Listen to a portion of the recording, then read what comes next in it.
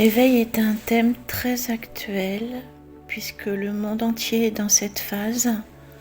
Cependant, il existe plusieurs types d'éveil, plusieurs niveaux. Il y a notamment l'éveil spirituel dont je vais vous parler aujourd'hui. L'éveil spirituel consiste à accepter d'entrer dans une ouverture de conscience, dans une relation avec ce qui n'est pas visible dans notre monde. Cela nous amène dans les premières semaines à avoir des chocs par rapport à nos croyances, à avoir des émotions exacerbées qui sont parfois difficiles à contrôler. C'est très déstabilisant. Plus rien ne fonctionne comme avant.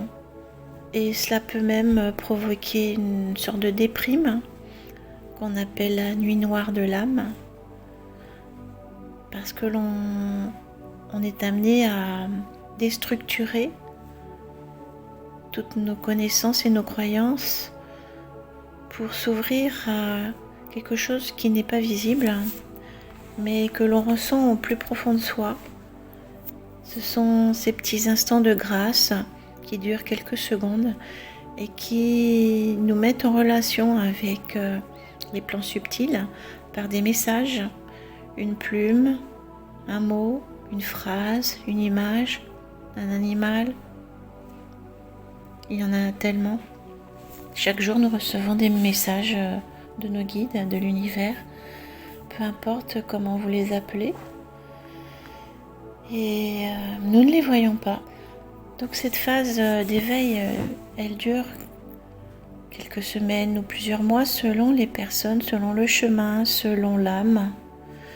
Et se manifeste par une hypersensibilité, des larmes incontrôlables, un mental très actif qui nous ballotte un petit peu dans tous les sens. On passe ainsi par toutes les émotions en quelques heures et parfois en quelques minutes. Peu à peu, nos sensations extrasensorielles, nos ressentis physiques, perceptibles et imperceptibles s'affinent.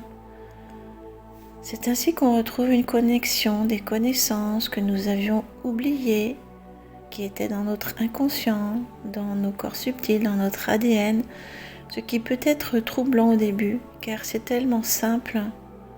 Tout est en nous, il suffit de se faire confiance. Tout ce qui est agitation pouvant nous couper de ce lien doit être éliminé. Il n'y a que dans le silence que l'on peut retrouver la connexion avec notre âme, avec nos guides, avec les plans supérieurs, avec notre moi supérieur. Ensuite, cela devient comme un jeu, comme une respiration naturelle, une évidence de chaque instant. C'est un chemin merveilleux, magique. Des énigmes, des messages sont transmis par divers moyens, rêves, phrases écrites ou dites, symboles, chiffres, heures miroirs, images, publicités, chansons, plaques d'immatriculation, cartes de tarot, oracles. Il y a différents supports. Cela procure une merveilleuse sensation de bien-être et l'assurance de ne jamais être seul.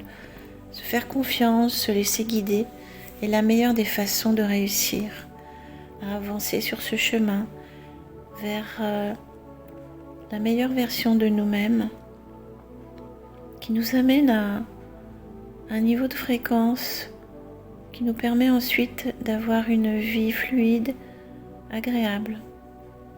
Les guides sont toujours présents pour nous accompagner.